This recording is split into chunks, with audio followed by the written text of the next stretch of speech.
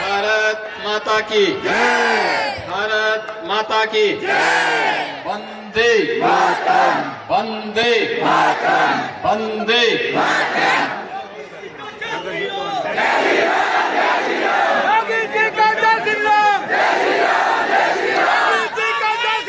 भारत सरकार के पूर्व मंत्री,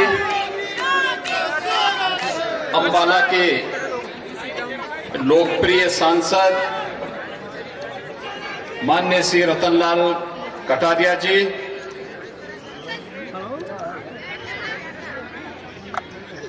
हिमाचल प्रदेश विधानसभा के चुनाव में कसौली विधानसभा सीट से लोकप्रिय प्रत्याशी और प्रदेश सरकार में जिन्होंने स्वास्थ्य, परिवार कल्याण और आयुष विभाग को संभाल करके मेडिकल कॉलेजेस की एक श्रृंखला हिमाचल प्रदेश में देने का कार्य किया है, ऐसे लोकप्रिय विधायक डॉक्टर राजीव सहजल जी,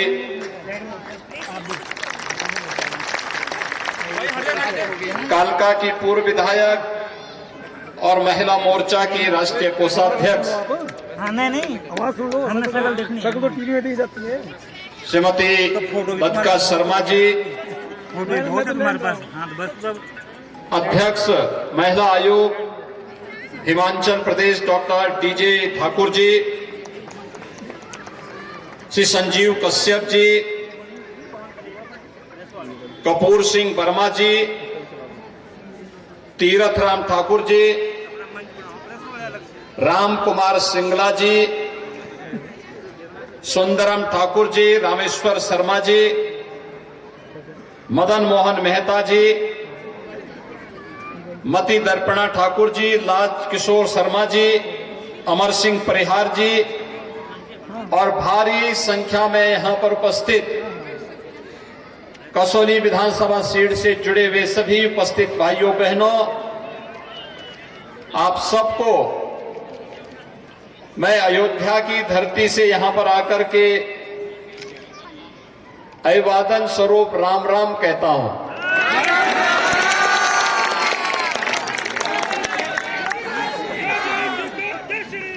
भाइयों बहनों, आप सब जान रहे हैं, आज मैं प्रातः काल से ही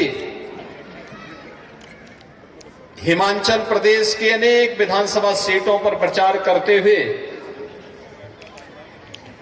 अब आपके इस कस्बे में आया हूं। इंजन सरकार की ताकत को हिमाचल प्रदेश ने महसूस किया है और इसलिए डबल इंजन की सरकार लाने के लिए पूरी प्रतिबद्धता के साथ यहां की जनता जनार्दन ने प्रण कर लिया है और आज वही उत्साह कसौली विधानसभा सीट में भी हम सबको देखने को मिल रहा है।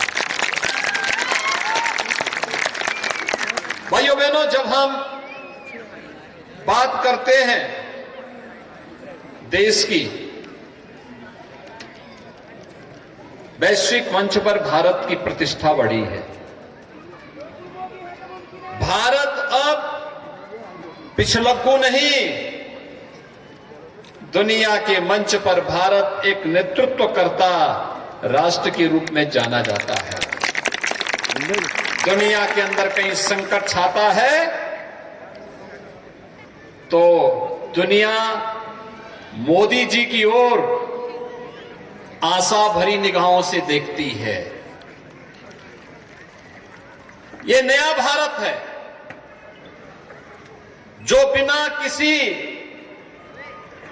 रुके डिगे झुके वैश्विक मंच पर अपनी बात को भी कहता है और अपने 135 करोड़ जनता की सुरक्षा, उनके स्वावलंबन और उनके सम्मान की योजनाओं को प्रभावी ढंग से आगे बढ़ाने का भी काम करता है। और ये सब हो रहा है इस देश के यशस्वी प्रधानमंत्री श्री नरेंद्र मोदी जी के नेतृत्व में। हम सबको प्रधानमंत्री मोदी जी के नेतृत्व पर गौरव की अनुभूति होती है और हिमाचल प्रदेश तो कोई जनपद, कोई विधानसभा कोई कस्बा और कोई गांव ऐसा नहीं होगा जहां पर मोदी जी ने जाकर के स्वयं उन क्षेत्रों में जाकर के वहां के कार्यकर्ताओं के साथ संवाद न बनाया हो।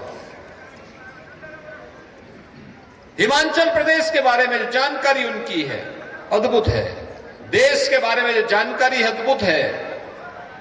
और भाइयों बहनों, आपने नए भारत की इस तस्वीर को देखा होगा। आजादी के अमृत महोत्सव का वर्ष हम सबको मनाने का अवसर प्राप्त हो रहा है। हम सब सौभाग्यशाली हैं कि हमने अपने देश की आजादी के इन 75 वर्षों को क्या कुछ पाया है, कहां कमी रह गई है, इस सब को आत्मावलोकन करने का अवसर हमें प्राप्त हुआ है। प्रधानमंत्री जी ने आजादी के अमृत महोत्सव के मुख्य समारोह में देश की जनता को 5 पंच प्राणों की तो याद दिलाई थी। एक विकसित भारत का निर्माण करना है। विकसित भारत जहां पर हर व्यक्ति विकास और समृद्धि के पथ पर अगर आगे बढ़ करके खुशहाली के नए युग में प्रवेश कर सके, अभाव के लिए कोई जगह न हो, बिना भेदभाव की इन योजनाओं का लाभ हर व्यक्ति तक पहुंचे। विरासत का सम्मान करना है। अयोध्या में श्री राम जन्मभूमि पर भगवान श्री राम के भव्य मंदिर का निर्माण, भाइयों बहनों, 500 वर्षों की तपस्या के बाद, संघर्षों के बाद देश का दृढ़ इच्छा शक्ति और नेतृत्व की दृढ़ इच्छा शक्ति को प्रदर्शित करता है। जिसको लोग मानते थे नहीं हो सकता है, वह संभव हुआ। आज अयोध्या में भगवान राम का भव्य मंदिर का निर्माण का कार्य चल रहा है। भव्य मंदिर का कार्य, भाइयों बहनों, काशी में काशी विश्वनाथ धाम आप जाइए, कैसे संवर चुका है। इस काशी विश्वनाथ मंदिर में जाने के लिए 5 फीट की गली हुआ करती थी। आज वहां पर 5 फीट नहीं, आज वहां पे 100 मीटर का चौड़ा गलियारा आपका स्वागत करता है। जहां 10 लोग खड़े नहीं हो सकते थे, आज 1 लाख श्रद्धालु एक साथ खड़े होकर के बाबा विश्वनाथ का दर्शन कर सकते हैं। यही विरासत का सम्मान। केदारनाथ में केदारपुरी संवर रही है। महाकाल में महाकाल लोक के प्रथम चरण का लोकार्पण भी प्रधानमंत्री जी के नेतृत्व में संपन्न हो चुका, उनके कर कमलों से लोकार्पित हो चुका है। एक ओर आस्था का सम्मान और दूसरी ओर देश के उन अमर नायकों का जिन्होंने देश की आजादी के लिए अपना सर्वस्व न्यौछावर किया था। आजादी के अमृत महोत्सव वर्ष में उन सबको भी सम्मान देने का काम यह भारत कर रहा है। देश की सीमाओं की रक्षा करते हुए जो जवान शहीद हो गए या जिन्होंने अपना पूरा जीवन समर्पित किया है, उन जवानों का सम्मान जगह जगह होते हुए गौरव की अनुभूति होती है। यही तो विरासत का सम्मान है। बिना भेदभाव के शासन की योजना का लाभ हर व्यक्ति तक पहुंचे। न जाति, न मत, न पंथ, न मजहब, न क्षेत्र, न भाषा, सबका साथ और सबके विकास की भावनाओं के अनुरूप आज योजनाओं का लाभ हर व्यक्ति तक पहुंच रहा है। जब दुनिया कोरोना महामारी के सामने असमंजस की स्थिति में थी, तब प्रधानमंत्री मोदी जी के नेतृत्व में कोरोना प्रबंधन के बेहतरीन कार्यक्रम भारत लागू कर रहा था। फ्री में वैक्सीन, फ्री में टेस्ट, फ्री में उपचार और 80 करोड़ गरीबों को फ्री में राशन देने का काम भी तो प्रधानमंत्री मोदी जी ने किया। दुनिया के अंदर कहीं नहीं मिला, कहीं नहीं मिला, अकेले भारत के अंदर मिला है। भाइयों बहनों, मैं आपसे पूछना चाहता हूं, अगर कांग्रेस होती तो क्या अयोध्या में भगवान राम का मंदिर के निर्माण कार्य को प्रारंभ कर पाते? काशी विश्वनाथ धाम का निर्माण हो पाता? केदारपुरी का पुनरुद्धार हो पाता, महाकाल किस महालोक का दर्शन करने का सौभाग्य मिल पाता, कोरोना जैसी महामारी में फ्री में टेस्ट और फ्री में उपचार, फ्री में वैक्सीन और फ्री में राशन की सुविधा का लाभ मिल पाता, तो भाइयों बहनों न ये आस्था का सम्मान कर सकते, न विरासत का सम्मान कर सकते, न सुख दुख में सहभागी बन सकते। और जब ये लोग विकास के कार्यों को आगे नहीं बढ़ा सकते तो फिर इनको वोट भी क्यों देना है।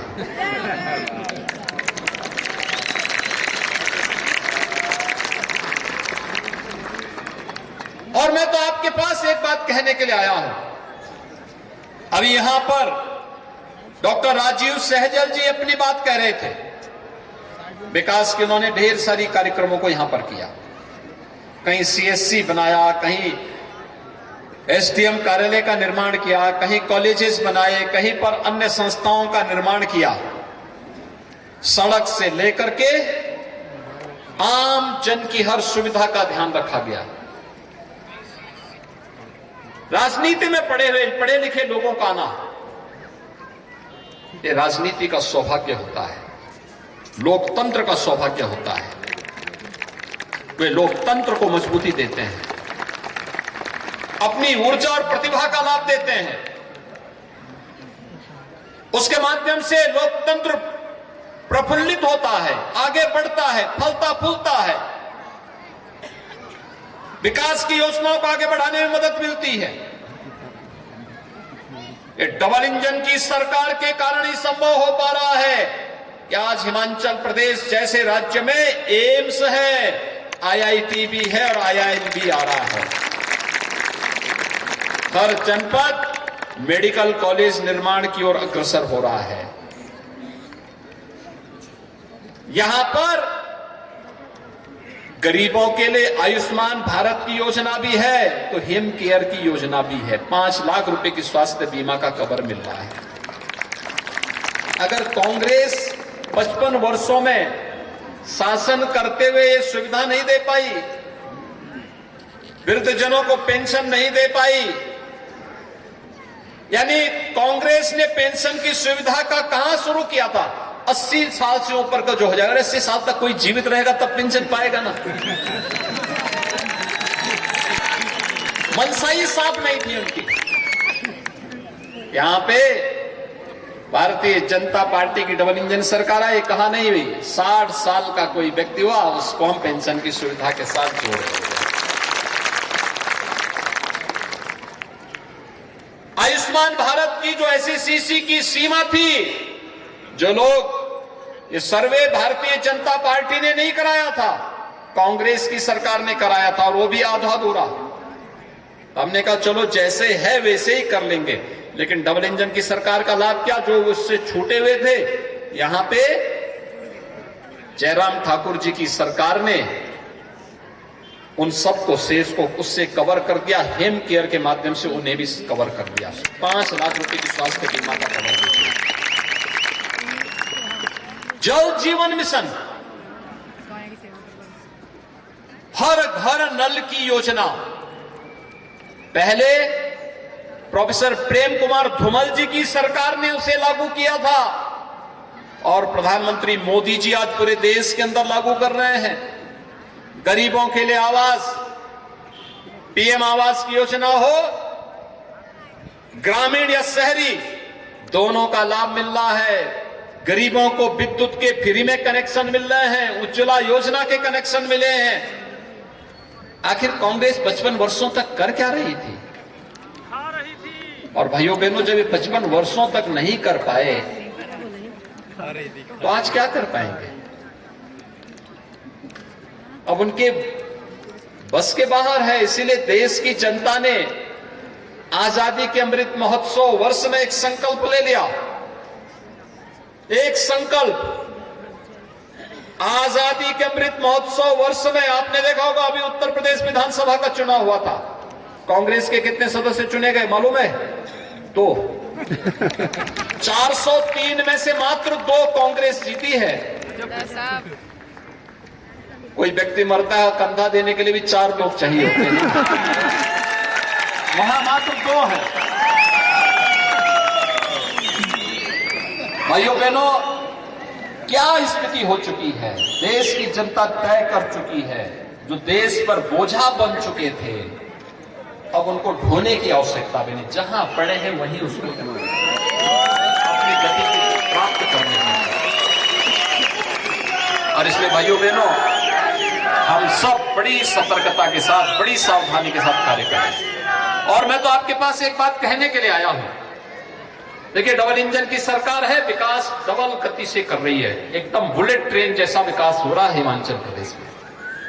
मैं तो आपके पास कहने के लिए आया हूं, देखो उत्तर प्रदेश से मैंने माफियाओं को पूरी तरह मार करके भगाया है। थोड़ी सी चूके नहीं, वे माफिया इस शांत प्रदेश में आकर के यहां के लोगों को बहुत परेशान करना शुरू कर देंगे।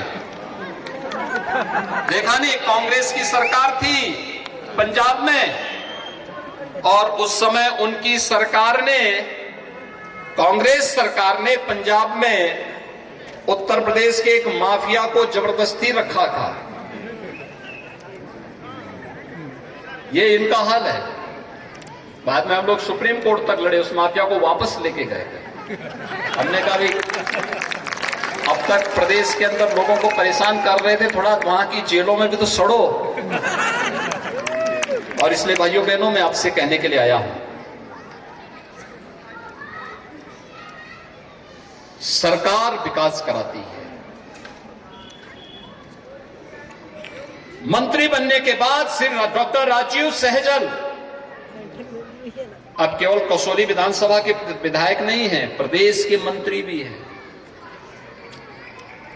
प्रदेश के प्रति उनकी जवाबदेही है, और मंत्री हैं तो विकास की योजनाओं को भी आसानी से यहां पे लाने में उनको मदद मिल जाती है, क्योंकि सरकार के हिस्से हैं। दोनों लाभ हैं, उनकी योग्यता और उनकी क्षमता का लाभ पूरे प्रदेश को मिल रहा है, और सरकार में मंत्री होने के कारण कसौली विधानसभा की जनता को बेहतरीन सुविधाओं का लाभ आसानी से प्राप्त हो जा रहा है। और इसलिए भाइयों बहनों, इस संजोग को बने रहने देने की आवश्यकता है, मजबूती के साथ बने रहने की आवश्यकता है। और इसके लिए डबल इंजन की सरकार फिर से हिमाचल प्रदेश मांग रहा है। वास्तव में जो लहर है, मैं प्रातःकाल से ही देख रहा हूं, चारों ओर हमीरपुर गया वहां, मंडी गया वहां, अभी मैं यहां कसौली में आया हूं, यहां पर भी वही स्थिति, अपार जन समर्थन भारतीय जनता पार्टी को, प्रधानमंत्री मोदी जी को, जयराम ठाकुर जी को। और हिमाचल प्रदेश का यह सौभाग्य है कि डबल इंजन की सरकार कार्य कर ही रही है।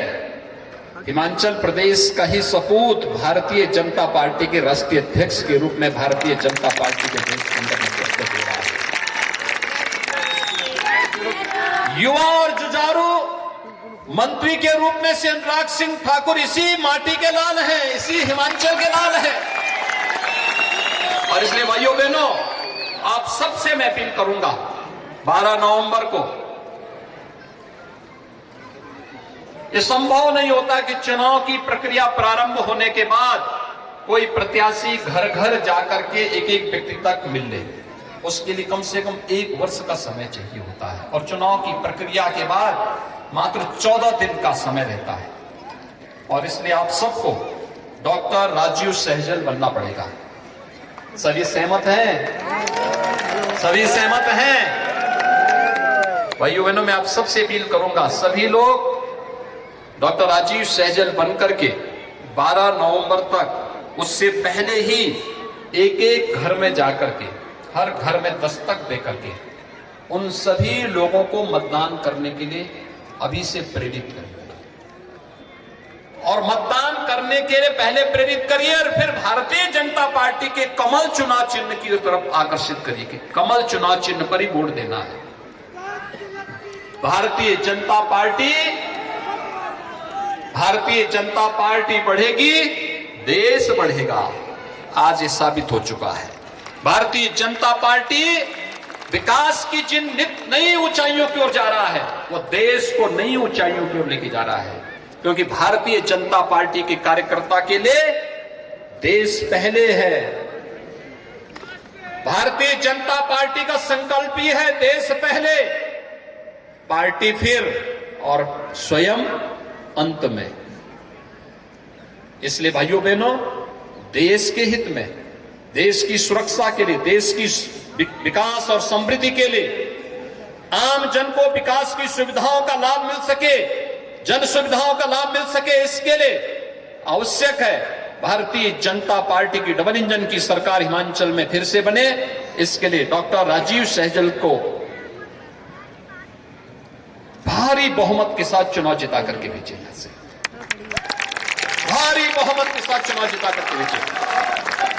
और कसौली को भी इस बार चौका लगाने का एक अवसर मिलना चाहिए आपको। भारतीय जनता पार्टी का चौका यहां पर डॉक्टर राजीव सहजल के नेतृत्व में लगे, यह अपील आप सबसे करते हुए आप सबसे ही कहूंगा 12 नवंबर को कमल चुनाव चिन्ह पर डॉक्टर राजीव सहजल को भारी बहुमत से विजयी बना करके भेजेंगे। दोनों हाथ मिला करके मेरे साथ बोलेंगे, भारत माता की, भारत माता की, भारत माता की जय श्री राम, जय जय श्री राम।